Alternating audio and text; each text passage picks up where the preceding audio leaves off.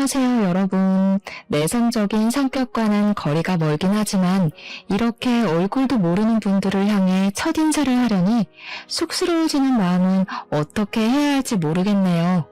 저는 30대 후반을 향해 열심히 달려가고 있는 여성입니다. 가끔은 참 이런 세월을 붙잡고 싶어지는 순간이 문득문득 찾아오게 되네요. 하지만 지나간 시간을 다시 되돌릴 수 있는 방법이 있는 것이 아니니 앞으로의 미래를 생각하면서 살아야 하는 게 맞겠죠? 저는 그렇게 생각합니다. 제가 과거로 돌아가고 싶어 하지 않는 이유는 바로 지금부터 말씀드릴 사건이 제 인생을 뒤흔드는 사건이었기 때문에 다시 겪고 싶지 않아서 돌아가고 싶지 않다는 것입니다. 세상에 이런 인간들이 소설이나 드라마에만 존재하는 게 아니라 진짜로 실존하는구나 하는 것을 느끼게 되었습니다. 너무나도 처참한 과거라고 생각이 들어서인지 사이다 복수를 하긴 했지만 다시 돌아가라고 하면 절대로 돌아가지 않을 것 같아요. 어떤 이야기인지 막 궁금하시죠? 지금부터 저의 기가 막힌 이야기를 시작해 볼 테니 끝까지 집중을 놓치지 말고 따라와 주시면 감사하겠습니다. 평소에 어른들이 왜 서로 수준에 맞는 집이랑 결혼을 해야 한다고 하는지 절실하게 깨닫게 된 사건이 바로 저의 결혼이었습니다. 어릴 때는 누가 잘 살고 못 살면 어때? 서로 돕고 도우면서 화목하게 살면 되지 하고 생각을 했었거든요. 물론 저희 집이 경제적으로 부유한 집안이었기 때문에 그런 안일한 생각을 하게 되었을지도 모릅니다. 저희 어머니는 독일에서 유학을 하던 시절에 요리를 배우기 위해서 유럽에 오셨던 아버지와 눈이 맞아서 결혼을 하게 되셨습니다. 어머니께서는 성악을 전공하셨고 아버지께서는 요리 공부를 마치고 한국으로 돌아오셨는데 그때 이미 저를 독일에서 낳아 키우고 계셨던 상황이었습니다. 어머니께서는 한국으로 오자마자 성악가로 이름을 날리기 시작하셨고 지금은 대학 교수로 일을 하고 계십니다. 아버지께서는 청담동에 위치하고 있는 유명한 레스토랑을 운영 중이시고요. 이태리 음식을 전문으로 하는 곳인데 값이 워낙 비싸기 때문에 파스타가 먹고 싶다고 아무 때나 찾아갈 수 있는 그런 레스토랑은 아니랍니다. 전부 다 예약제로 운영을 하고 있기도 하고 아버지께서 워낙 프라이빗한 것을 선호하시기에 유명 인사들 사이에서도 맛집으로 소문이 나 있는 그런 비싼 레스토랑입니다. 아무튼 부모님께서 순탄대로를 걸어오시기도 했고 자리를 잘 잡으신 덕분에 저는 어릴 때부터 아주 부유한 가정 환경에서 구김살 없이 자랄 수 있게 되었습니다. 집도 학군이 좋고 비싸다는 청담동에 있었고 동네 아이들도 좋은 대학에 가는 것이 목표였던 터라 공부를 하며 선의의 경쟁에 대해 배우며 자랐습니다. 저는 대학을 꽤 좋은 학교에 입학을 하고 졸업을 했고 틈틈이 준비했던 자격증들 덕분에 취업 준비를 한 지 얼마 지나지 않아 대기업에 취직을 하게 되었습니다. 대기업의 생활이란 참으로 바빴습니다.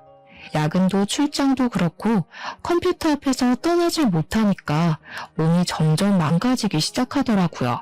제가 또 운동하는 걸 별로 좋아하지 않아서 몸을 방치하다 보니까 20대 때에는 괜찮았는데 30대 중반에 들어서면서부터 몸이 힘들다는 게 절절하게 느껴졌습니다.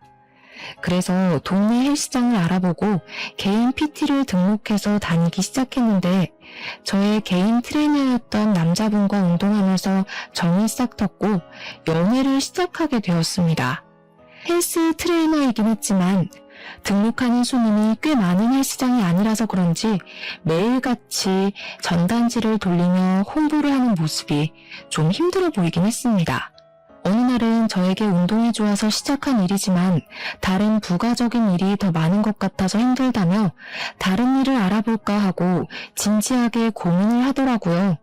그런데 운동만 줄기차게 했던 사람이라 할 줄 아는 것이 별로 없었고 취업에 뛰어들자니 마땅히 취업을 할 만한 곳이 없었던 것입니다. 그래도 용기를 가지고 입사 지원서를 내고 면접을 보러 다니곤 했지만 결국 취업이 되지 않아서 원점으로 돌아와 헬스 트레이너 일을 계속하게 되었습니다. 엄청나게 우울해하면서 미래에 대한 불안함에 슬퍼하는 남자친구를 제가 옆에서 내내 지켜주고 달래주고 하면서 저의 연애 시간을 보냈습니다. 그렇게 1년이라는 시간을 넘게 만나다가 이렇게 계속 우울해하기만 하면 안 되겠다 싶어서 너무 사랑하는 마음에 제가 든든한 벽이 되어주기로 결심을 했습니다. 저는 남자친구에게 결혼을 하자고 프로포즈를 하게 되었고 남자친구는 제 프로포즈에 깊은 감동을 받았다며 저와의 결혼을 약속하게 되었습니다. 남녀가 바뀐 것 같다는 생각이 드실지 모르겠지만 사실 누가 먼저 프로포즈를 하는 게 무슨 상관이겠습니까?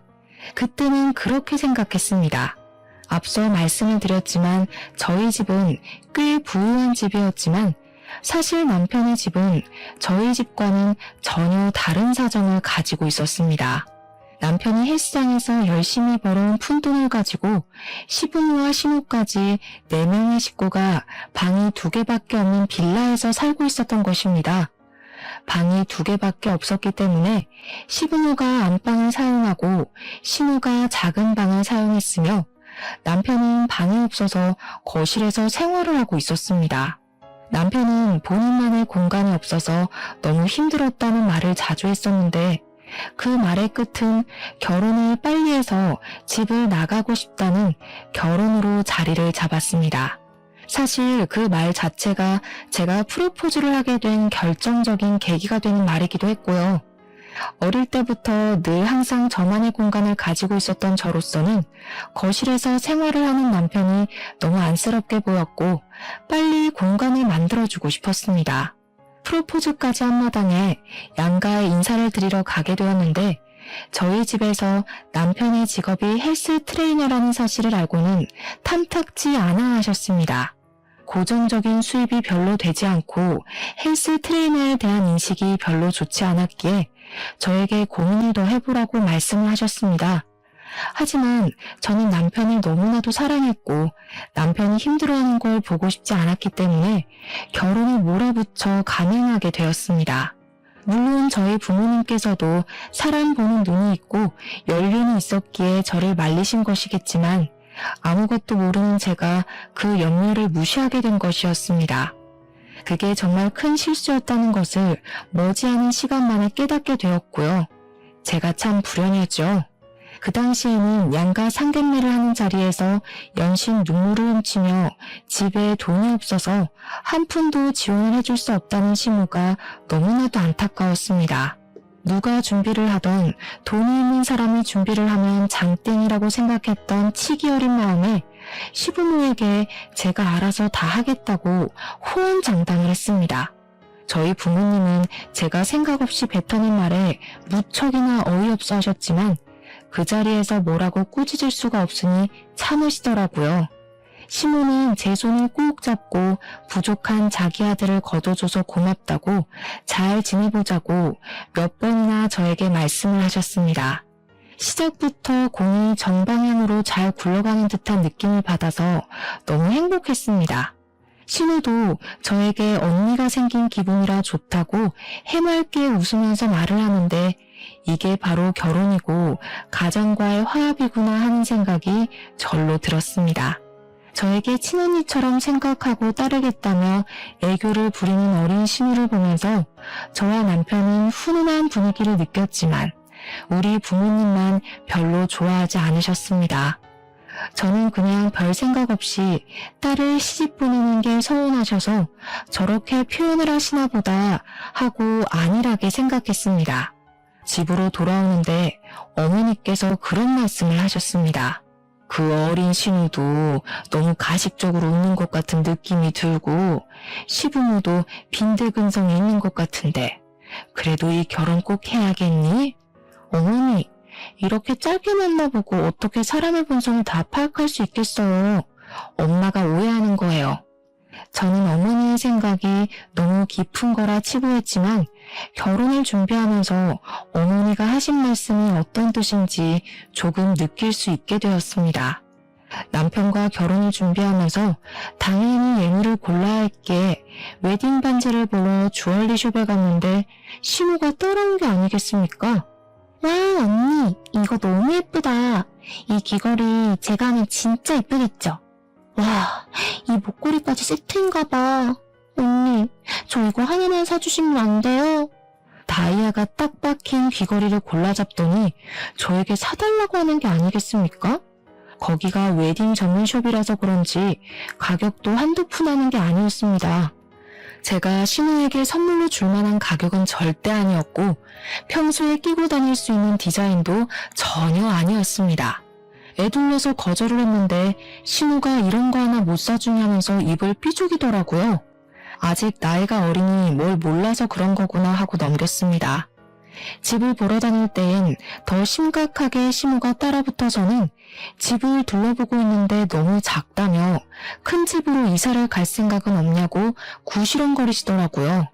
방이 4개짜리 집이면 우리가 같이 살아도 좋을 것 같은데.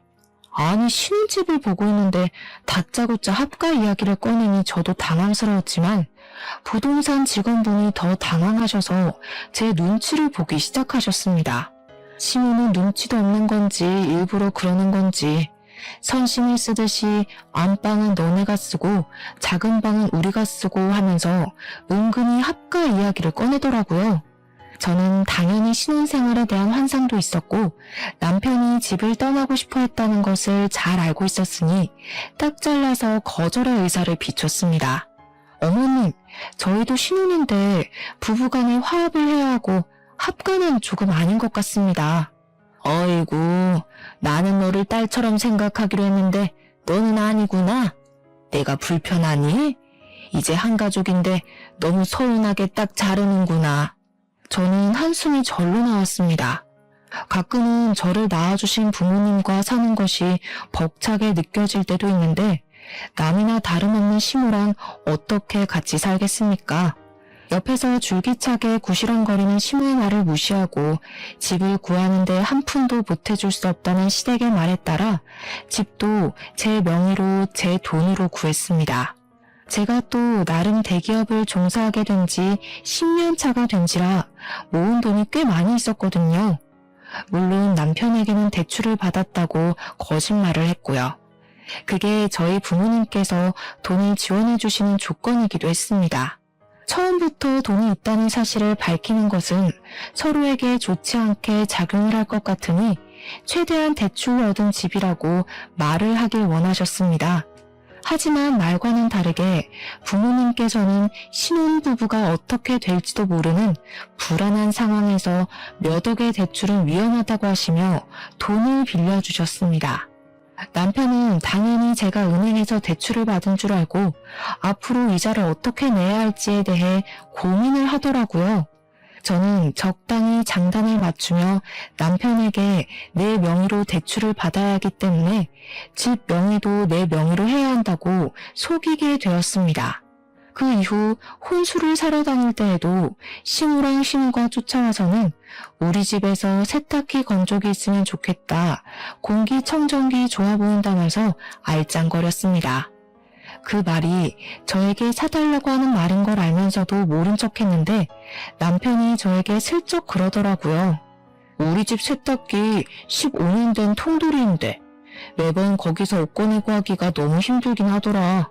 드럼 세탁기 하나 놔드리면 우리 엄마가 좋아할 텐데. 그러면서 제 눈치를 은근히 살피는데 이 남자가 염치가 없다는 생각보다는 귀엽다는 생각이 먼저 들 만큼 제가 남편에게 푹 빠져 있었습니다.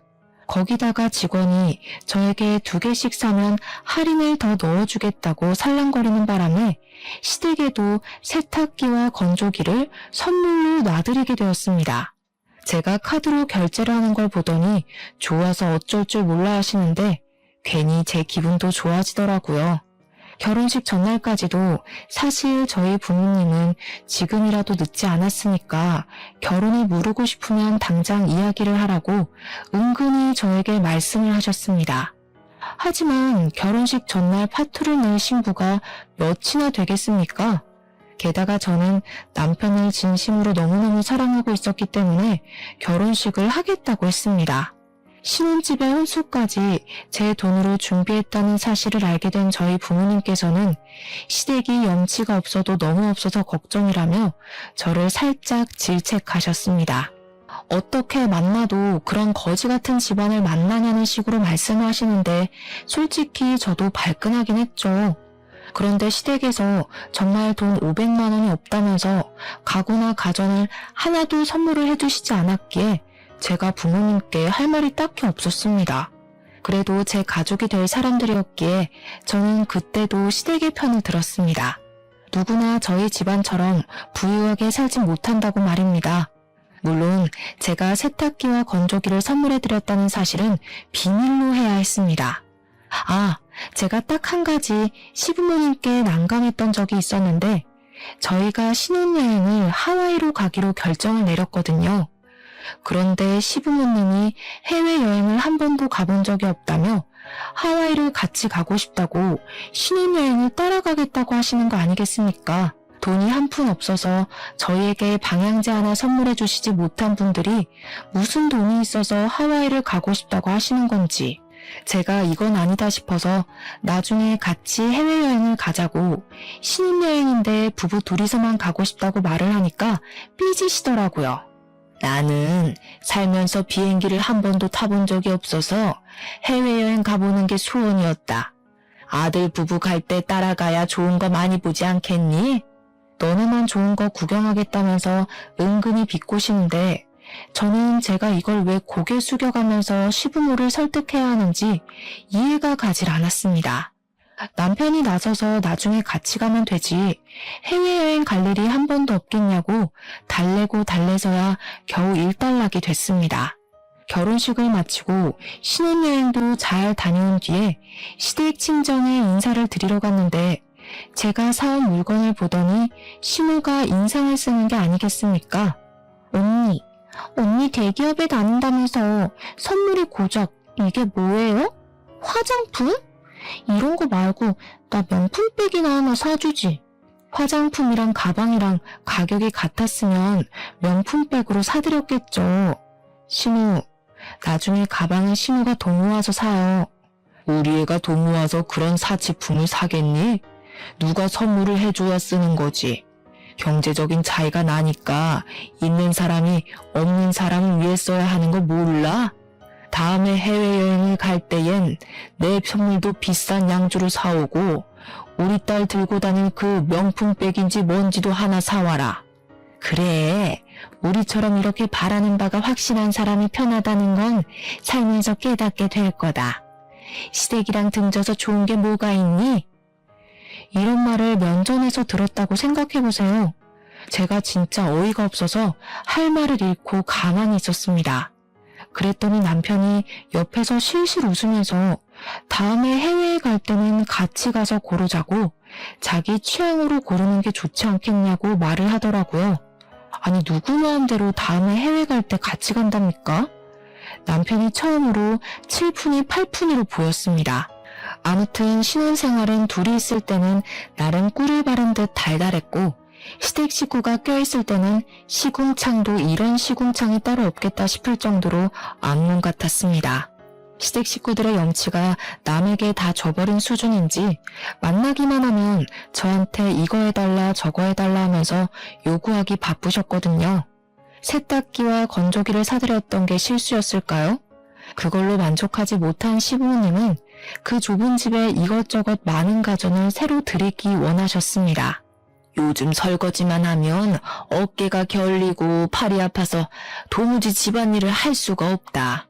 요즘 보니까 그 식기세척기? 그게 사람 손보다 낫다고 하던데. 어머님, 저희 집에도 식기세척기 없어요. 그래? 그럼 우리 집에도 하나 놓고 엄마 아빠 집에도 하나 놓고 2개 살까? 우리 엄마도 주방일 베테랑인데 그거 하나 있으면 좋다고 하잖아. 제가 진심이냐는 얼굴로 남편을 싸늘하게 바라보니까 눈치 없는 우리 남편은 헤헤 웃으면서 뭐가 문제냐는 식으로 저를 바라보더라고요. 정말 이럴 때 보면 머릿속에 뭐가 들었는지 궁금할 정도로 좋게 말하면 천진난만, 나쁘게 말하면 대가리가 텅텅 비어있는 놈 같았습니다. 남편이 한 달에 벌어오는 돈이라고 해봐야 끼케야 250만 원이 안 되거든요. 그것도 고객 유치가 되어야지만 받을 수 있는 돈이었고요. 제가 버는 돈은 400만 원 가까이 되는 돈이었고요. 남편이 고객 유치가 안 되는 달에는 한 달에 180만 원을 겨우 벌까 말까 했어요. 기본급 자체가 애매하다고 생각해야 할 정도였고 영업을 열심히 해야지만 돈을 벌 수 있는 구조였기 때문에 돈이 늘 부족했습니다. 그런데 우리 남편은 저와 결혼을 한 이후에 시댁 살림에 신경을 안 써서 그런 건지 뭔지 쓰는 돈이 점점 늘어나고 있었습니다. 헬스 트레이너들은 유행에 민감해야 한다고 하면서 옷을 어찌나 사입어대는지 집에 택도 안 뜯은 옷들이 수두룩할 정도였습니다. 거기다가 요즘의 영업을 전부 SNS를 통해서 하는 거라며 하루 종일 손에서 휴대폰을 놓지 않고 생활을 하니 얼마나 꼴보기가 싫겠습니까? 하지만 저는 남편을 진심으로 사랑했고 모든 허물을 감싸줄 수 있다고 믿고 있었기 때문에 남편이 하는 행동에 불만을 가지지 않으려고 백방으로 노력을 했습니다. 하지만 그런 마음이 먹기와는 반대로 시댁에서의 염치 없는 행동은 날이 가면 갈수록 도를 지나치고 있었습니다. 어느 날 우리 아버지께서 저에게 전화를 하셔서 너무 오랜만이라 반갑게 받았더니 시작부터 황당함을 감추지 않으시고 말을 하시더라고요. 아버지께서 평소 통화할 때 그런 식으로 전화를 받자마자 이야기하시는 경우가 거의 없기에 저는 무슨 일이냐고 바로 여쭈어 보았습니다. 어제 사돈 어른들이 우리 식당에 찾아와서는 예약도 없이 다짜고짜 식사를 하겠다고 하시는 게 아니겠냐. 거기다가 무슨 친척분들을 죄다 끌고 밥을 달라고 소리를 치는 것도 모자라. 내가 평소에 행사 때에만 열어두는 룸에다가 10대 명의 손님들을 모시게 됐지. 사돈 어른들이 코스 요리를 싹 시키시길래 웬일인가 했더니 글쎄 돈도 안 내고 잘 먹었다고 인사만 하고 쏙 사라지는 게 아니겠냐. 내가 황당해서 원. 그렇다고 우리 딸 시집살이 당할까 무서워서 돈 내라고 소리도 못 지르고 된통 당했다. 친척분들까지 싹 끌고 가서는 무전 취식을 했다는 말에 제 얼굴이 다 화끈해지고 있었습니다. 제가 너무 놀라서 시댁에 전화를 하겠다고 하고 아버지와의 통화를 마무리하고는 바로 시모에게 전화를 걸어서 어제 있었던 일에 대해 여쭈어 보았습니다. 정말 친척분들을 죄다 끌고 가서 공짜로 코스 요리를 먹고 온 것이 맞는지 재차 확인을 하는데 시모가 저에게 버럭하시면서 말을 하시더라고요. 그런 걸로 치사하게 돈 내라고 하시든 가족끼리 정도 없이 그거 재료값 얼마나 한다고 돈을 내라고 그러냐? 내가 재료값 드린다고 해. 어머님, 재료값 때문에 이러는 게 아니라는 거 아시잖아요. 저희 아버지께 미리 말을 해주신 것도 아니고 다음부터는 이러지 마세요. 가족 좋다는 게 뭐냐? 이런 일이 있을 때마다 어깨도 살려주시고 하는 거지. 딸 좋다는 거 다 뻥이네 뻥이야. 저희 아버지를 갑자기 거짓말쟁이로 치부하는 것도 어이가 없고 저도 어설프게 대꾸를 했다가는 이런 일이 반복될 것 같아서 세게 말을 했습니다. 어머님, 저희 아버지 식당 정말 고급 식당이라 예약 없이는 갈 수도 없어요. 그런데 시부모님 오셨다고 일부러 열지 않는 문까지 열어주신 거라고요. 그 정도로 대접을 받으셨다면 고맙다고 생각을 하셔야지. 지금 저한테 이렇게 뻔뻔하게 나오시면 안 되죠. 뭐야? 뻔뻔? 우리가 남도 아니고 특별한 손님인데 시댁 무서운 줄도 모르고 그런 소리를 해? 이런 식으로 나오는 건 아니라고 생각한다. 끊자. 시모는 답이 정해진 사람인 것 마냥 애처럼 굴었고 저는 시모를 설득하는 일을 포기하게 되었습니다. 저희 어머니께서는 성악을 전공하신 뒤 성악가로 이름을 알리시다가 지금은 대학 교수로 일을 하고 계시는데 몇 년에 한 번씩 독창의 공연을 올리시곤 하십니다. 후배들을 데리고 양성을 하신다는 명목으로 자선 공연처럼 하시는 건데 이번에도 공연을 하신다고 하시며 저에게 초대장을 줄 테니 보러 오라고 하셨습니다. 평소에 어머니께서 노래를 부르는 모습을 가장 좋아했던 저로서는 몇 년에 한 번씩 오는 이 공연이 무척이나 기대되는 공연이었습니다. 제가 남편에게 같이 가자고 말을 했더니 남편이 시댁에 가서 자랑하듯이 우리 어머니께서 하시는 공연을 설명하고 온 것입니다. 그러니 신우가 갑자기 자기도 평소에 그런 클래식한 공연을 보는 게 소원이었다면서 친구들을 데리고 가도 되겠냐고 물어보더라고요. 우리 신우가 아이돌 좋아하는 건 알았지만 클래식에도 관심이 있는 건 전혀 몰랐던 터라 의아했긴 했지만 경험이라는 것은 중요하니 알겠다고 했습니다. 티켓은 제가 구해다 주겠다고 말을 하고 몇 명이나 갈 것이냐고 물어보니까 대충 5명 정도 갈 것 같다고 5장을 달라고 하더라고요. 신우에게 티켓을 전달해주고 저도 설레는 마음으로 남편이랑 같이 보러 갔는데 진짜 티켓 준 걸 뼈저리게 후회하게 되었습니다. 제가 일부러 좌석도 좋은 좌석으로 어머니께 부탁을 드려서 받아낸 티켓이었는데 신우 친구들이 전부 하나같이 문제가 있더라고요. 그냥 SNS에 이런 공연도 즐긴다 하는 걸 자랑하려고 간 것이었는지 한 명은 공연 중간에 전화를 받지 않나, 플래시까지 터트리며 사진을 찍지를 않나, 또 한 명은 코를 골면서 자는 바람에 조용한 공연 분위기에 드르렁 드르렁 하는 소리가 울려 퍼지더라고요. 자기들까지 내내 웃고 떠들고 공연장에서 하면 안 되는 행동만 골라서 해야 되는데 저희 어머니께서 주신 티켓이니까 어머니도 그 자리에 누가 앉았는지 대충은 알 수 있잖아요. 제가 너무 쪽팔리는 마음에 신우한테 계속 눈치도 주고 신우 쪽을 바라보면서 불타는 눈빛을 보냈는데도 눈치가 없는 건지 일부러 그러는 건지 모른 척을 하더라고요. 제가 결국에는 공연이 끝나자마자 신우를 찾아가서 이게 무슨 짓이냐고 불같이 화를 냈습니다. 신우 친구들까지 싹 잡아다가 잔소리를 했어요. 공연 기본 매너 같은 것도 몰라요? 누가 공연 중간에 사진을 찍고 전화를 받고 떠들어요. 이런 건 기본 에티켓이잖아요. 친구들 앞에서 망신을 당했다는 기분이라도 들었던 건지 신우가 갑자기 얼굴이 새빨갛게 달아올라서 저에게 큰 소리를 치더라고요. 언니는 돈이 많아서 이런 공연을 자주 가서 그런가 본데 저는 처음 오는 거니까 당연히 모를 수도 있지 않아요? 뭐가 그렇게 당당해요? 영화관도 안 가봤어요, 신우는? 여기가 무슨 아이돌 콘서트도 아니고 그런 행동을 하면 안 되는 건 다들 눈치껏 알아요. 지금 저한테 눈치까지 없다고 하시는 거예요? 돈 많은 사람들이나 고급스럽게 즐길 줄 아는 거다. 이런 말씀? 제가 그렇게 비약한 적은 없는데 신우 자격지심이 너무 센 거 아니에요? 언니, 말이면 다 안 줄 알아요? 지금 제 친구들 앞에서 제 인성까지 깎아내리는 건 너무한 것 같네요. 어떻게 제 친구들 앞에서 이런 쪽팔림을 줘요? 언니 평소에 나를 가족이라고 생각 안 하는구나? 내가 뭐 언니한테 잘못한 거 있어요? 어떻게 이런 자리에서 그런 말을 아무렇지 않게 해요? 싸울 것 같아. 저는 정말 너무나도 당황스러워서 기가 막히더라고요.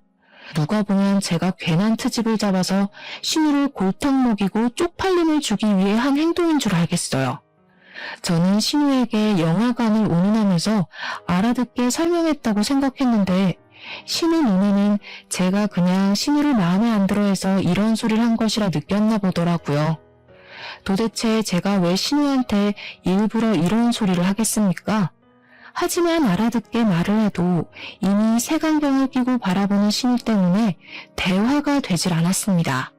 신우가 오히려 방방 뛰면서 저를 나쁜 면으로 몰고 가는데 제가 속이 답답해서 미치겠더라고요.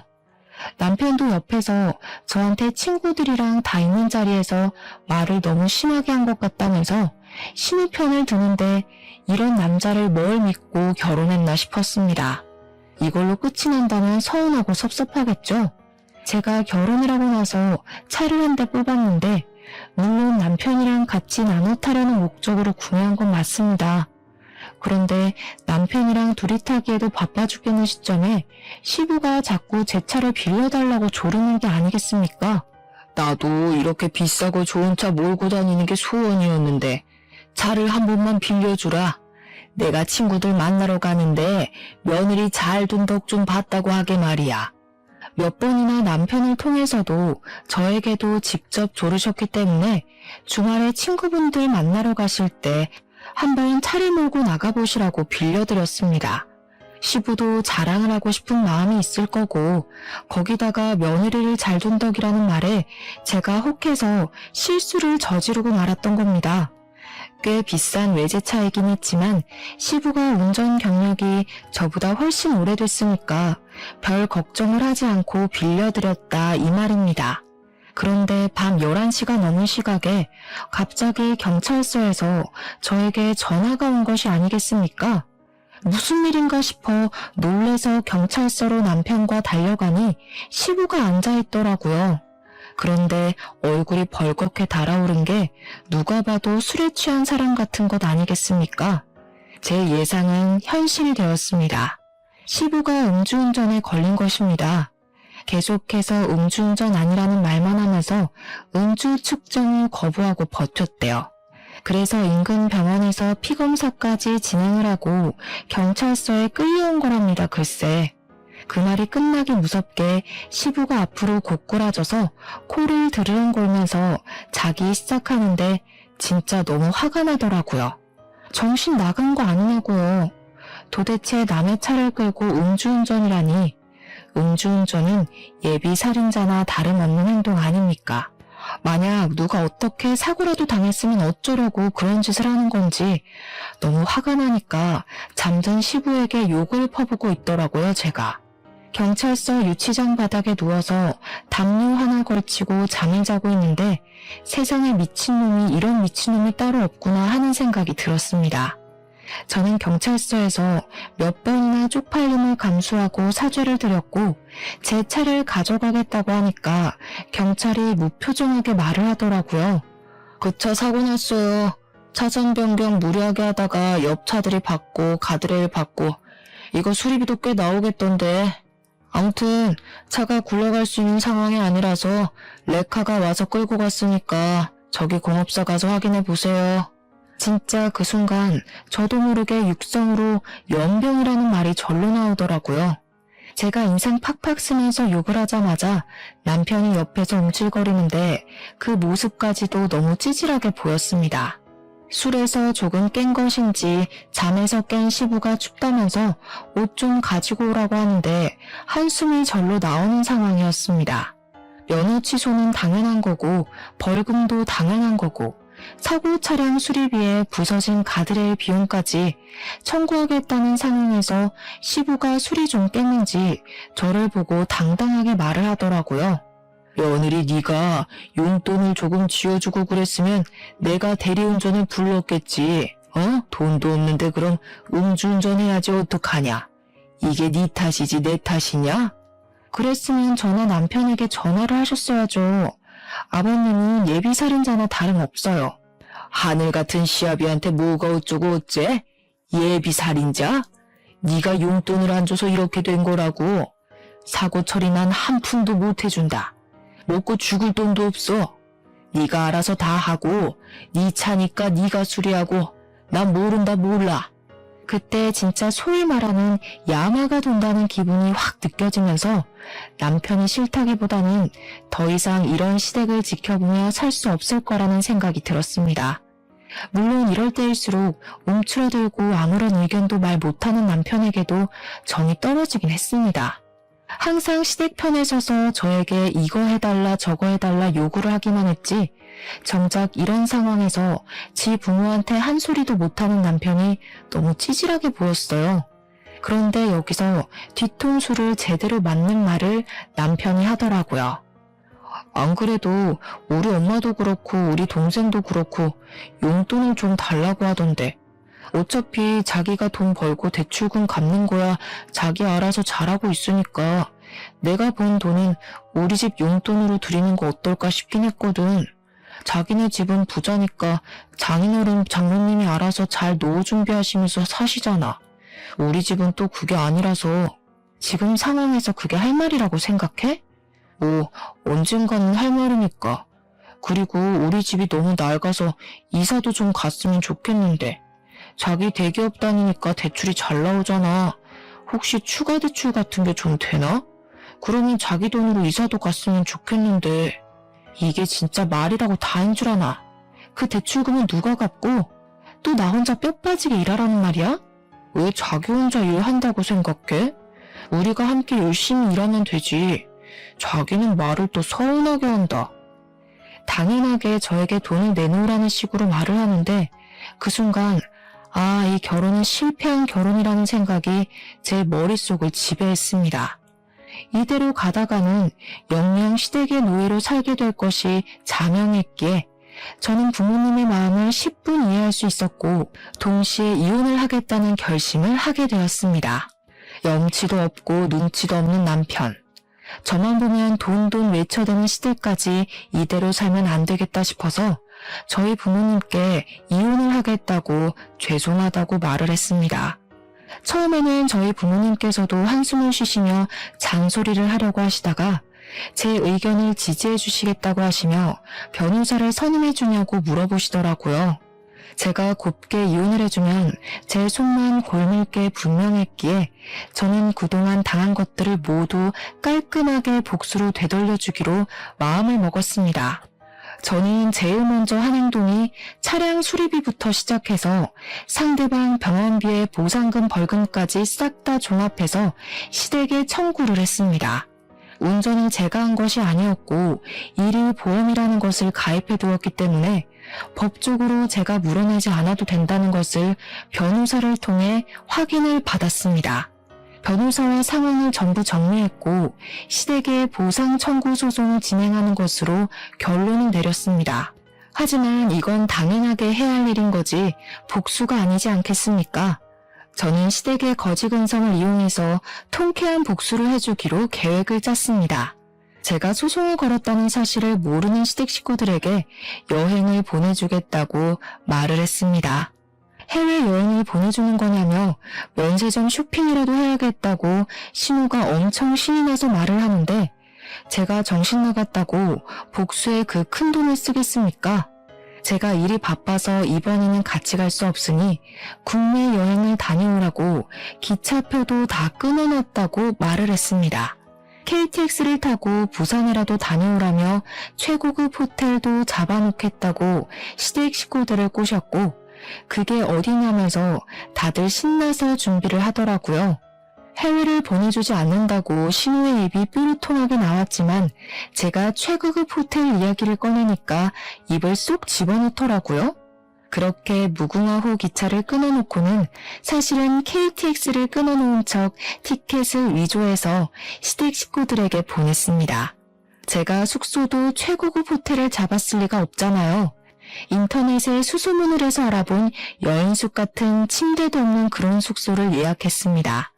마치 고급져 보이는 호텔인 것 마냥 숙소 내역도 포토샵을 통해서 수정을 해서 5성급인 척 꾸며서 보냈습니다. 무궁화호를 타면 기차만 5시간 이상을 타야 하는 거 아시죠? 그래서 시댁 식구들이 서울역에 가서 KTX를 타고 가는 줄 알고 신나 있을 동안 저는 용달을 불렀습니다. 우리 집에 있는 남편의 짐을 모조리 다 빼서 시댁에다가 옮겨놓고 시댁을 찾아가서 제가 사준 세탁기와 건조를 중고 매장에 냅다 팔아버렸습니다. 솔직히 치사하다고 생각하실지 모르겠지만 제가 내 돈으로 사준 물건이니까 소유권도 당연히 저한테 있다고 생각했습니다. 그 집에 제 돈으로 산 물건이 하나도 없길 바랬거든요. 제가 신우에게 선물해준 화장품까지 하나하나 다 챙겨서 제 돈으로 산 물건을 버리거나 제가 챙겨오거나 중고 거래로 팔았습니다. 저는 바로 부동산에 들러서 집도 내놓고 제 짐까지 싹 빼서 친정으로 옮겼습니다. 그런 일을 벌이는 사이에 시댁에서는 KTX 티켓이 아니라면서 무궁화호 티켓이라고 난리가 난 것이 아니겠습니까? 어떻게 예약을 했길래 티켓이 이렇게 실수가 날 수 있냐고 저를 질책하길래 저는 시댁 식구들을 가만히솔로 꼬셨습니다. 제가 티켓을 잘못 봤나 봐요. 이상하네, KTX였는데. 그래도 숙소는 딱 우리 시댁 식구들에 맞춰서 준비했으니까 즐겨주세요. 제가 짐 정리를 미리미리 해놔서 그런지 시댁 식구들이 여인숙 주소 앞에 도착했을 때 어느 정도 짐 정리가 다 된 상태였습니다. 당연히 최고급 호텔만 생각하고 여인숙 주소 앞에 선 시댁 식구들은 숙소의 상태를 보고 저에게 화가 머리끝까지 나서 전화를 했더라고요. 숙소 5성급 호텔이라고 안 했어? 우리 식구들을 위해 준비했다며. 맞아. 당신네들한테는 딱 그 숙소가 최고 아니야? 잘 어울려. 거지근성에 딱 맞춰서 구한 건데. 뭐? 거지근성? 너 지금 말 다 했어? 정신 나간 거야? 정신 안 나갔는데? 지금 나 완전 제정신이야. 그리고 너무 안성맞춤 아니야? 언니, 이게 무슨 짓이야 진짜. 나 친구들한테 5성급 호텔 간다고 자랑 다 해놨는데 어떻게 책임질 거야? 지금 시댁 식구들을 무시하는 게야? 시집살이 제대로 한번 시켜줘. 지금이라도 5성급으로 바꿔놓으면 우리가 해프닝이라고 생각하고 웃어 넘기마. 저는 쉴 새 없이 떠드는 그들의 입을 제대로 막아주겠다고 결심했습니다. 내 차 수리비 1,200만 원, 상대방 차 수리비 800만 원, 음주운전 벌금 1,000만 원, 거기다가 내 정신적 피해 보상비에 차량 렌트비, 가드레일 수리비, 제가 하나하나 다 받아낼 테니 앞으로 소송 준비 잘 하시고요. 제가 선물해드린 가전들과 생필품들은 제가 다시 가져가도록 할게요. 그래도 그건 제가 처음에 좋은 마음으로 선물을 해드린 거니까 새거 값으로 받지 않는 걸 고맙게 생각하세요. 아, 그리고 여보, 우리 집 부동산에 내놨어. 짐은 다 시댁으로 돌려놨고. 그리고 내 카드 그거 정지시켜서 안 긁힐 거야. 돈은 좀 넉넉하게 들고 부산으로 갔길 바래. 쉬지 않고 와다 쏟아내니 시댁 식구들이 입을 싹 다물더라고요. 남편만 분한지 야야하면서 저를 불러대는데 마지막 쐐기를 박았습니다. 아마 지금 집에 가면 이혼 소송장이 도착해 있을 거야. 꼼꼼하게 읽고 위자료 준비 잘해. 그러고는 통쾌한 마음에 팔짝팔짝 뛰면서 전화를 차단해버렸습니다. 그 이후에 서울에 돌아오려고 기차표를 끊는 건지 뭔지 카드 알림이 엄청나게 도착하더라고요. 근데 제가 카드를 정지시켜버렸잖아요. 결제 실패 메시지가 몇 개가 오던지 어이가 없어서 정지해놨다고 말을 했는데도 멍청한 짓을 반복하더라고요. 아무튼 그날 저녁 늦은 시간에 어떻게 서울까지 오긴 왔는지 친정집으로 시댁 식구들이 전부 다 찾아왔더라고요. 사돈댁은 자식 교육을 어떻게 시켰길래 이혼이 애들 장난입니까? 예? 시댁이 우습답니까? 이건 뭐 인성교육이 아주. 아줌마, 지금 말 다 하셨어요?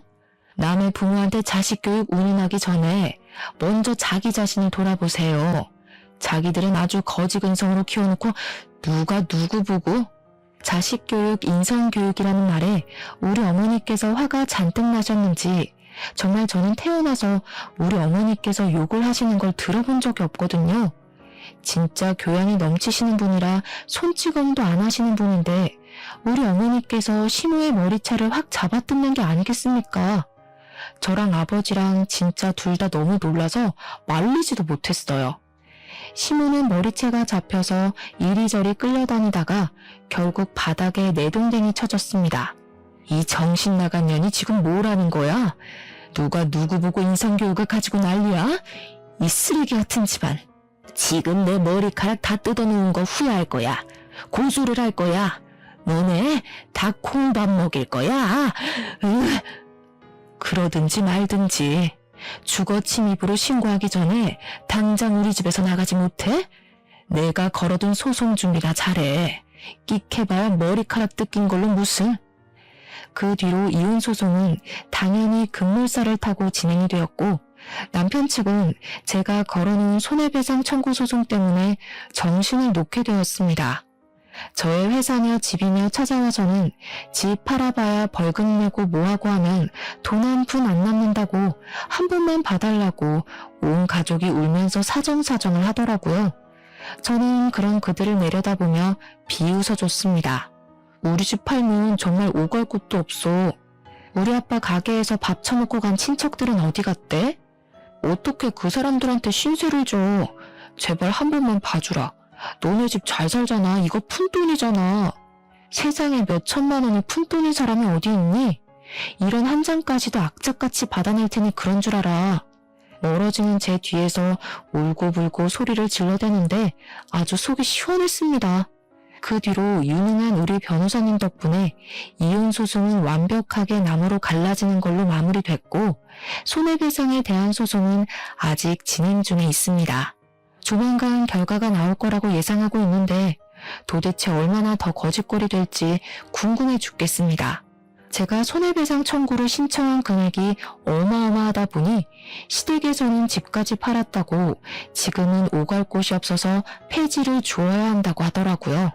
하루 벌어 하루 먹고 사는 처지가 되고 나니 저에게 찾아와 적당히 합의를 해줄 수 없냐고 물어보는데 제가 그들의 처지를 불쌍하게 생각할 필요가 있을 리 없죠.